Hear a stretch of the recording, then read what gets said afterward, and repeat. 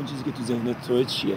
هدفت از این اجرا چیه؟ توانمندی بچه‌های افغانی که خیلی امکانات ناچیزی در اختیار دارن، ولی بازم ببینیم جمعیت چی میگن، خوبن یا بدن، یا با این امکاناتی که این همه مدت خیلی سختی کشیدیم تا الان آماده شده، ببینیم بعد از اجرا نظر تماشاچی چیه. یه روزی بشه که همه بین هیچکی فرق نذارن، مثلا این خارجی، این افغانی، این چی، همچین روزی بالاخره برسه.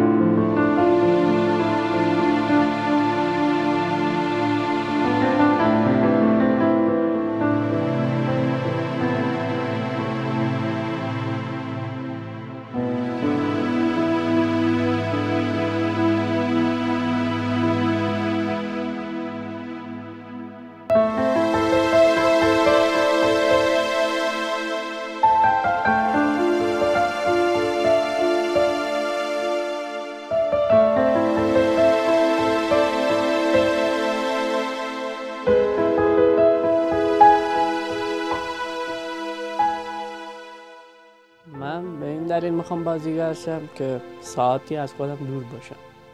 یعنی از من نثار ظریفی وقتی که میرم توی تمرین تئاتر و یا نمایش خیلی لذت میبرم که 45-50 دقیقه از خودم دورم، میرم تو جلد یه شخصیتی دیگه.